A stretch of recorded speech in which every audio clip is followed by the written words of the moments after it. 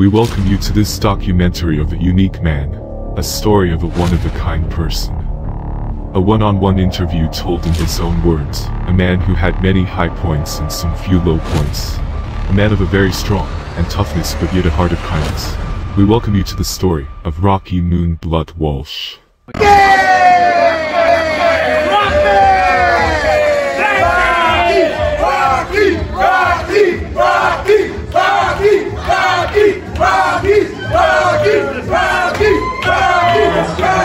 So let's start with this. Did you move around a lot when you were a kid, Rocky? Oh yeah, I had to change high schools once, and that's a terrible thing to do to a kid, that's for sure. And I went at a tough time. It was the middle of my 11th grade year. And I grew up in Michigan. I'm in Detroit public schools in Michigan, Birmingham schools. They were nice. I lived in the suburbs. It was nice. But I still went from Michigan, in the middle of your 11th grade year, to move you. And we moved to South Carolina. So I went from Michigan to South Carolina. It was great about moving me in the middle of my 11th grade year when I'm a total freak. I am the weirdest kid you've ever seen, but everyone knew who I was, and they knew I kept a good grades and didn't do anything wrong, and all of a sudden you moved me to a whole new school. I swear it was like Moses parting the sea when I started that Hilton Head High School, walking down the hallway, and everyone parted out of my way as I stood with my giant combat boots with chains. I wear my combat boots everywhere. Nice and high. Start wearing them to work. Wrong people come in, while old people say one word to me. Nice shot to the temple. Kill them. And my spikes and my ripped up clothes, and no one would talk to me, but they would say from the sidelines, "Hey, where are you from?" And I would say, "Detroit, the murder capital," until I left. And they were like, whoa. I had a great time doing that, and I learned a lot about people because I was allowed to look like that. My parents told me to keep a 3.0, which I did. I showed up for school. I didn't drink, I didn't smoke, I don't do drugs, I don't lie, and I don't steal. 5 rules. And everyone looked at me and said, wow, you look like you do all of those things, but I didn't. And then they feel bad because they misjudged me. I've had a lifetime of people looking at me and going, oh my God, look at that guy. And they've locked their doors. I walk by people, they lock their car doors when they see me. I understand. I like that image, but I've lived that. And then they feel bad that, oh my God, I was wrong about that guy. That's great. How about sports? Did you do any of that? Oh yeah, I played a lot of sports. The 70s, you know, most of us did, but the one thing I was really good at was baseball. Started as a little kid with the T-ball and the pony and the Colt, and they moved you up, and they had tryouts back in those days, you know. You tried out for a team, and they put you in position, and then you got drafted on a different team. It was really cool. I did that, and I was really bad at it. And I used to pull, I was afraid I was going to get hit by the ball. I was afraid the pitcher was going to hit me with the ball, and I was scared. So I would pull my pants up as high as I could at my knee and crouch down and just try and get a walk. And I would just wince when the ball would go by. I'd be scared up until I was 13. And then when I was 13, I fell in love with Mr. T. And all of a sudden, I became Mr. T when I played baseball. And my baseball changed because now I went to the plate and I was no longer scared. I was mad at the pitcher. And I would get in there and I would dig in and I would grunt, the loudest grunt you ever heard when I would swing. I would go, growl at the pitcher, and then I would go, and then I would pace back and forth really fast, and I would bang the bat on the plate and stare up at the pitcher and go, and then swing. And then I hit that ball and it would go because I had been bodybuilding for a few years by the age of 13. I started at about 11 or 12, so it was a sight to see. I wish I had video of me playing baseball as Mr. T, and I would yell over the Mr. T-isms too. Hey fools, you ready for another beating? You should have never came back. All my Mr. T lines. So I was good at sports because I worked out and thought I was Mr. T. So when did you start lifting weights, Rocky? I started lifting weights way early, and that was before anyone ever did that. I was about the age of 11. I started working out in my basement with weights. My parents got me those big red weights, and I would work out my arms, and everyone started making fun of me at school. And I told them I was working out and telling me, no, you're not allowed to work out. You're too young. It'll stunt your growth. What are you going to do when you get old? It all turns to fat. Everyone had things to say to me about it. I started at 11, and then I kept on. I kept with it, and I started at 13 doing martial arts. My parents paid a guy to come over and private teach it. So I did martial arts and weightlifting in my basement. My whole basement became a gym. So by age 15, I had 4 years of bodybuilding and 3 years of stretching and doing American kickboxing at age 15. So I was taking pictures at age 15 of me in the basement already working out with karate poses and giving them to girlfriends from different schools, and they're like, this guy is a psycho, and memorizing all these tough guy movies, and I was using all those lines. I became Mr. T and Sylvester Stallone and utilized all their energy and their lines in my youth, and I had such a great time. Never got in any trouble, and I looked like this. That's crazy. So what was your first car, Rocky? What did you drive back then, back in the day? My first car was like a 77 Toyota Corolla my parents gave me. It was a stick shift. I learned how to drive with the stick, which is important. And then when we moved to Hilton Head, I begged my dad for a car I saw on the side of the road. It was $1,500, and he walked up and said, all right, we'll give you $1,200 for this 78 gold Trans Am. And they took it. They sold me a 78 gold Trans Am for $1,200, and that was my second car. And that was my identity. I loved that car. That was the greatest car in the world, except the flywheel and the crankshaft didn't match. It kept burning through clutches, and I couldn't afford it. That's why I'm wanted, man. I had to eventually trade that awesome 78 gold Trans Am for an 85 Ninja. I did an even title swap, and then I became a Ninja guy and rode different Ninjas on that island. I can't believe I lived through 3 different Ninjas riding Ninja. Gotta hear it run to appreciate it.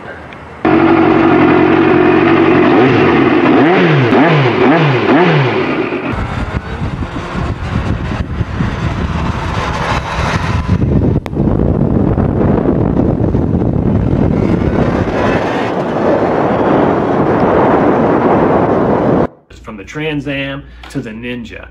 Those were the 80s. Now I'm the Lost Boys guy. It was crazy. Did you do any plays or any acting in school when you were young? I did some organized things. When I was a kid, I did some school plays. I had the acting bug. And then it wasn't until I moved to Orlando that I got Headshots. And that got me the Mortal Kombat role, which at first it was just extra work. Started as extra, then I got moved to featured extra, which means I'd start scenes by carrying the card or something like that. Things were going good. I was about to get a speaking role on Mortal Kombat when it got canceled.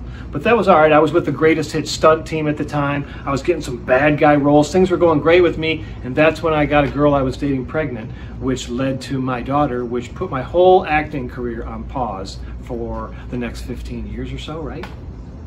I see. So you stopped your acting career for a little bit to raise your daughter.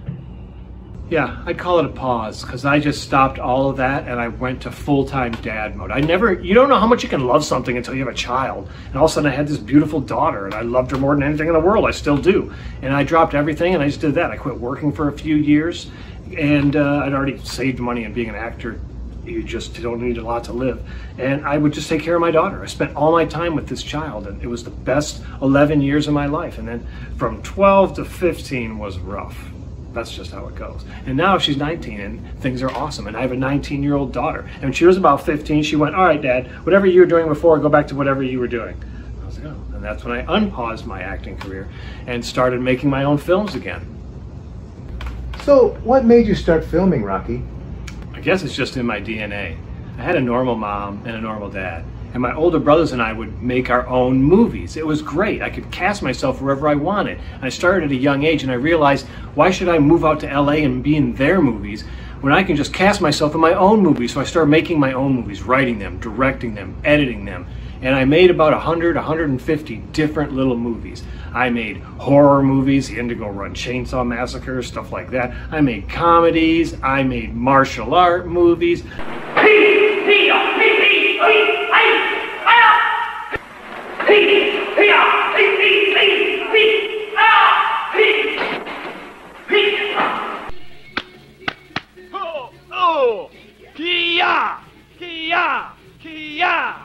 I made documentaries, I made films, and I didn't care where I filmed them. I went and did everything. And no one was filming back in those days. And I was filming all kinds of things. Music videos. I went everywhere to make music videos. I had tons of different hairstyles in different music videos. I was just filming all kinds of things.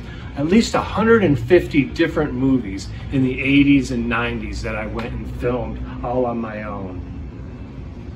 It was great, but I had no way to just put it out there. I wasn't in LA or New York, and I had no way to get the stuff out there. There was no YouTube or anything like that. I had 150 movies and I had no way to put it out there to the world. When did you start playing musical instruments, Rocky? I've been playing instruments my whole life, but I started playing the guitar and singing about age 15. I was in my first band in 9th grade. By 11th grade, when I moved to Hilton Head, I was in a cool band called Masquerade, and we played out at teen clubs on Hilton Head Island. That was bad because I was a bad singer and I sang through a bass amp, which didn't help me at all. I must have some footage of that somewhere.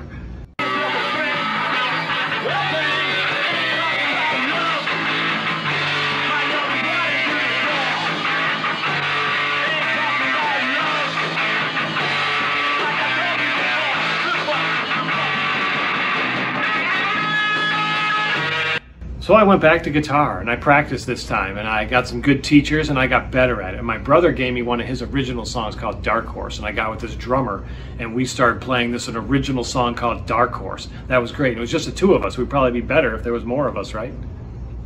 Dark Horse.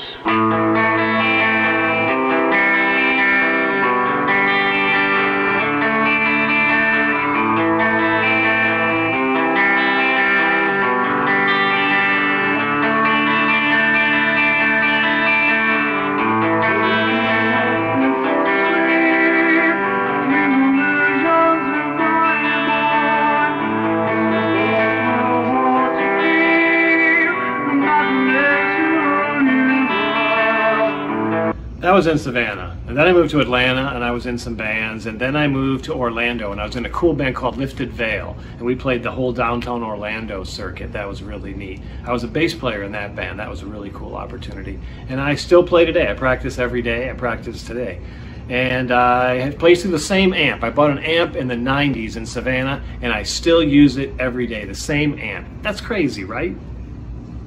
This amp has been through and with me through half my life, right? And still jamming. I love this amp.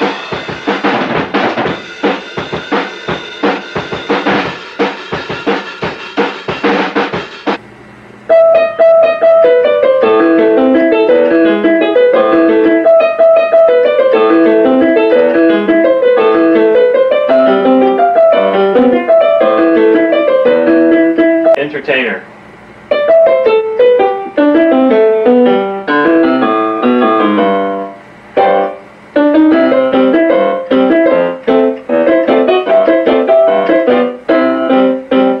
Turkish March.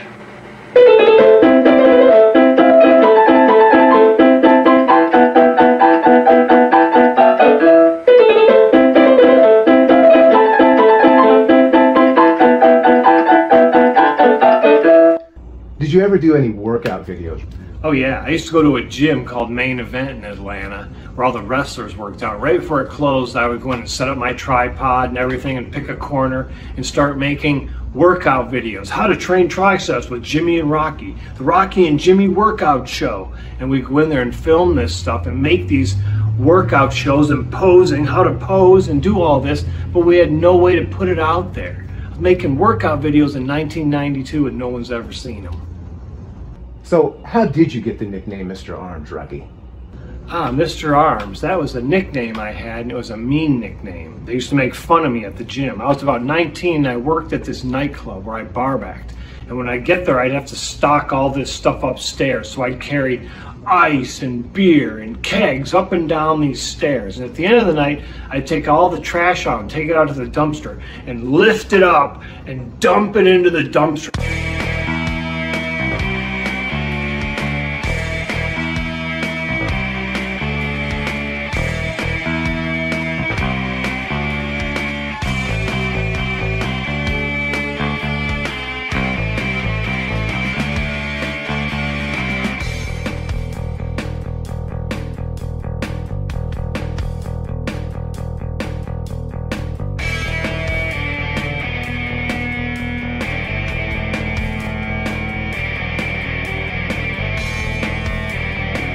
So all I needed was arms. So every day I went to the gym and I trained one body part. So 6 or 7 days a week, I go to the gym and I train arms. Every day, arms, arms, arms. So all the guys in the gym in Savannah started making fun of me. Oh, here he comes, here he comes. Hey dude, what are you training today? And I'd say, arms, and they'd all bust out laughing. Mr. Arms is training arms. How you doing there, Mr. Arms? This one guy, if he was there, he would go like this. Clear the arm area. Clear the arm area. How you doing there, Mr. Arms? Mr. Arms is here. Clear that arm area. Mr. Arms. And I was like one big arm. I didn't train back, legs, nothing, just arms. Turned into a big arm. Eventually I had to start working out and catching up. But that's how I got the nickname, Mr. Arms. What kind of films do you like making, Rocky? I like filming all kinds of movies. I guess my favorite would be martial art movies, because I've been doing it so long. I mean, I used to teach cardio kickboxing classes. I used to do nunchucks from the small kid to today. I still doing nunchucks. Love making martial art movies. I like making movies with people. I like doing all that stuff. Workout videos are great. I've been hitting that flick bag, punching things, working out, doing stuff my whole life. So I like to do all those videos, and I take direction well. I've been doing it for 40 years, right?